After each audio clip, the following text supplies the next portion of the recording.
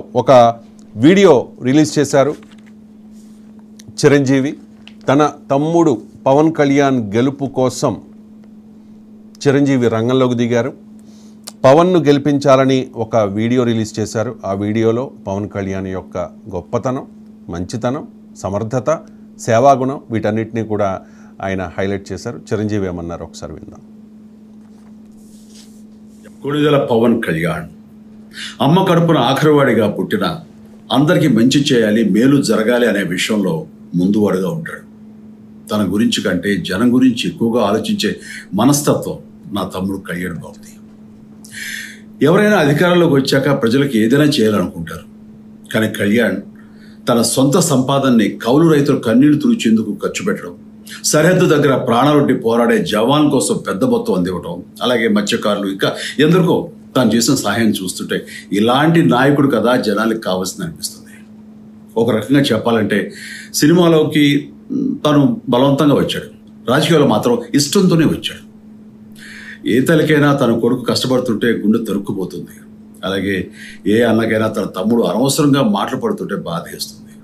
అలా బాధపడుతున్న నా తల్లికి ఈ అన్నయ్యగా ఒక మాట చెప్పాను. నీ కొడుకు ఎంతోమంది తల్లుల కోసం, వాళ్ళ బిడ్డల భవిష్యత్తు కోసం చేసే యుద్ధం అమ్మా ఇది. మన బాధ కంటే అది ఎంతో గొప్పది అన్నాను. అన్యాయాన్ని ఎదిరించకుండా మౌనంగా ఉండే మంచివాళ్ల వల్లనే ప్రజాస్వామ్యం మరింత నష్టం అని నమ్మి జనం కోసం జన సైనికుడు అయ్యాడు. తాను బలంగా నమ్మిన సిద్ధాంతం కోసం తన జీవితం రాజకీయాల్లోకి అంకితం చేసిన శక్తిశాలి పవన్ కళ్యాణ్. ప్రజల కోసం, రాష్ట్ర భవిష్యత్తు కోసం ఆ శక్తిని వినియోగించాలి అంటే చట్టసభలో అతని గొంతు మనం వినాలి. జనమే జయను నమ్మే జనసేనాని ఏమి చేయగలడో చూడాలంటే మీరు పిఠాపురం ప్రజలు కళ్యాణ్ని గెలిపించాలి. మీకు సేవకుడుగా, సైనికుడుగా అండగా నిలబడతాడు. మీకోసం ఏమైనా సరే కలబడతాడు, మీ కళ నిజం చేస్తాడు. పిఠాపురం వాస్తవ్యులకు మీ చిరంజీవి విన్నపం, గాజు గ్లాసు గుర్తుకి మీ ఓటు వేసి పవన్ కళ్యాణ్ని గెలిపించండి. రైట్, అది చిరంజీవి పిలుపునిచ్చారు. వాస్తవంగా చిరంజీవి పిఠాపురంలో ప్రచారం చేస్తారు అని అంతా అనుకున్నారు. కానీ పిఠాపురంలో ప్రచారానికి చిరంజీవి రావట్లేదు. ఇప్పటికే మెగా ఫ్యామిలీ, వరుణ్ తేజ్, వైష్ణవ్ తేజ్, సాయిధరం తేజ్, నాగబాబు, అలాగే వాళ్ళ మిస్సెస్ పద్మ గారు, ఇలాంటి వాళ్ళందరూ కూడా అక్కడ ప్రచారం నిర్వహించారు. సో చిరంజీవి ఒక మెసేజ్ ఇచ్చారు. ఖచ్చితంగా ఆంధ్రప్రదేశ్ రాజకీయాల మీద మెగా మార్క్ ఎప్పుడూ ఉంటుంది. ప్రజారాజ్యం పార్టీ పెట్టి అప్పుడు 18 సీట్లు సాధించుకున్నారు. ఆ తర్వాత జరిగిన పరిణామాలతో రాజకీయాల మీద విరక్తి చెంది రాజకీయాలకు దూరంగా ఉన్న పరిస్థితుల్లో పవన్ కళ్యాణ్ మీద జరుగుతోన్న మాటల దాడి, ఆయన మీద జరుగుతోన్న కుట్ర, రీసెంట్గా సాయిధరం తేజ్ మీద జరిగిన దాడి, వీటన్నిటిని కూడా పరిగణలోకి తీసుకుని తమ్ముడు ఇంత చేస్తూ ఉంటే ఒక అన్నగా ఎంత చేయాలి అనే ఉద్దేశంతో చిరంజీవి ఈ వీడియో రిలీజ్ చేశారు. ఖచ్చితంగా ఇది జనసేన పార్టీకి, ముఖ్యంగా పిఠాపురంలో పవన్ కళ్యాణ్ గెలుపుకు చాలా ఉపయోగపడుతుంది అనడంలో ఎటువంటి సందేహం లేదు. రాయపాటి అరుణ్ గారు నమస్తే, మాగినేటి శేష్ కుమార్ గారు నమస్తే ఇద్దరికి. ముందుగా చిరంజీవి గారి సందేశం మీద మనం మాట్లాడదాం. రాయపాటి అరుణ్ గారు ఏం చెప్తారు? ఖచ్చితంగా పిఠాపురంలో పవన్ కళ్యాణ్ గెలుస్తారనే అంచనాలే ఉన్నాయి, సర్వేలు కూడా అదే చెప్తూ ఉన్నాయి. కానీ ఈ చిరంజీవి సపోర్ట్ ఎంతవరకు అది ప్లస్ అనుకోవాలి అడిషనల్గా? అరుణ్ గారు. సార్, ప్యానెల్లో ఉన్న పెద్దలకి, 99 వీక్షకులందరికీ నమస్కారం సార్.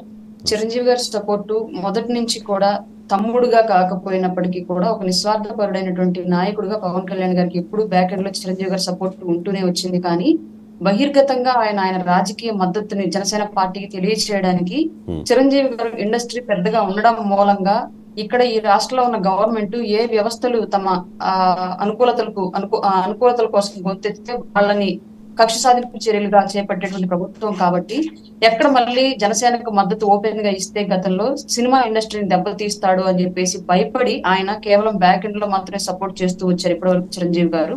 ఈ రోజు ఎలక్షన్ కోడ్ అమలులో ఉన్నందువల్ల, ఈసీ అమలులో ఉండి తాత్కాలిక ప్రభుత్వం అవ్వడం మూలంగా ఇప్పుడు ఇంకా జగన్మోహన్ రెడ్డి గారు ఏమైనా చేయాలి అనుకున్నా చేయలేని పరిస్థితి. కాబట్టి ఇప్పుడు చిరంజీవి గారు బహిరంగంగా జనసేనకు మద్దతు తెలియచేయడం, అట్లాగే బహిరంగంగానే ఆయన కొంత విరాళాన్ని జనసేన పార్టీ బలోపేతం కోసం ఇవ్వడం అనేవి జరిగాయి. ఎప్పటి నుంచో పాపం ఆయన సామాజిక న్యాయం అనే పేరుతోటి ప్రజారాజ్యం పార్టీ పెట్టి ప్రజలకు మంచి చేయాలి, బీసీలని, ఎస్సీలని, ఎస్టీలని, వెనకబడినటువంటి జాతులను పైకి తీసుకురావాలని ఒక సదుద్దేశంతో పార్టీ పెట్టినప్పటికీ కూడా అప్పుడు ఉన్నటువంటి రెండు రాజకీయ దిగ్గజాల మధ్యలో వాళ్ళు చల్లినటువంటి రాజకీయ బురదని తట్టుకోలేక, వాళ్ళు వేసిన కుట్రల్లో ఉచ్చులో ఇరుక్కొని బయటికి రాలేక అతి సున్నిత మనసుకుడైనటువంటి చిరంజీవి గారు నిష్క్రమించి రాజకీయాల నుంచి దూరంగా వెళ్ళిపోయారు. బట్ ఈ రోజు వచ్చినటువంటి పవన్ కళ్యాణ్ గారు అలాంటి వ్యక్తి కాదు. అట్లాంటి ఉచ్చులన్నింటినీ కూడా బిగించి ఎదుటి వాళ్ళకి ఉరేసి లాగి ప్రజల కోసం నిలబడే వ్యక్తి కాబట్టి పవన్ కళ్యాణ్ గారు, ఆయన తమ్ముడు వాళ్ళ ప్రజల కోసం నిలబడ్డారని ఈ రోజు ధైర్యం చేసి చిరంజీవి గారు రాజకీయంగా మద్దతు తెలపడం అనేది నిజంగానే మా అందరికీ, ఆంధ్ర రాష్ట్రానికి కూడా సంతోషించదగ్గ విషయము.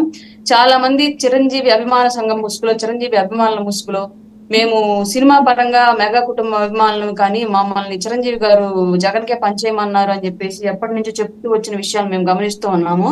ఈ రోజు అట్లాంటివన్నీ కూడా కుండబద్దలు కొట్టినట్లుగా తేట తెల్లమైపోయాయి. ఈ రోజు ముసుగులో ఉన్న దొంగలంతా కూడా బయటకు వచ్చేసి ఇకనైనా సరే రాష్ట్రం కోసం నిలబడ్డ జనసేనకు పనిచేస్తారా, నిజంగానే మెగా అభిమానులు అయి ఉంటే మెగా కుటుంబం నుంచి మెగా హీరో అయినటువంటి చిరంజీవి గారు ఇచ్చిన మాట ప్రకారం నిలబడతారా, లేదంటే ఆ ముసుగు గప్పుకొని ఇంకా జగన్మోహన్ రెడ్డికి పనిచేస్తారన్న విషయం మాత్రం ఇప్పుడు తేలాల్సి ఉంది. నిజంగానే ఇది కొండంత మద్దతు జనసేనకి, జనసేన పార్టీకి, పవన్ కళ్యాణ్ గారికి చిరంజీవి గారు ఇచ్చిన ఈ మద్దతు అనేది.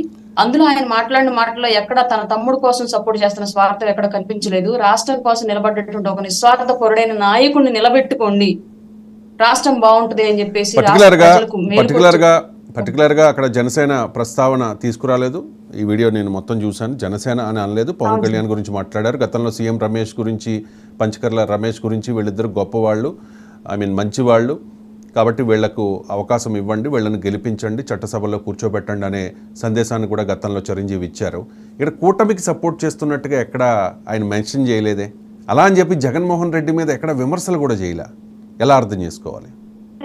నేను అదే చెప్పాను, ఇప్పుడు క్లియర్ గా నా ఆన్సర్ లోనే మీకు ఆన్సర్ ఉంది. ఏంటంటే అక్కడెక్కడ ఆయన ఒక నాయకుడిని సపోర్ట్ చేస్తున్నట్లుగా, లేదంటే జనసేనకు మద్దతు ఇస్తున్నట్టుగా, కూటమికి సపోర్ట్ చేస్తున్నట్టుగా చెప్పలా. ప్రజల కోసం నిలబడే ఒక నాయకుడు వచ్చాడు, అతన్ని నిలబెట్టుకోండి. చెప్పకపోవడానికి కారణం ఏంటి? ఒకవైపు పవన్ కళ్యాణ్ చెప్తూ ఉన్నారు, మీ అధినేత జగన్ను అధపాతాళానికి తొక్కేస్తా, మరొకసారి ముఖ్యమంత్రి కానివ్వను అని చెప్పి ఇంకా ఇంకా ఇంకా చాలా చాలా పదాలు వాడుతూ ఉన్నారు, చాలా ఘాటైన పదాలు. కానీ చిరంజీవి స్పీచ్లో అవేమీ కనిపించలేదు, జగన్ ప్రస్తావన లేదు. కూటమి గెలవాలి ఖచ్చితంగానే.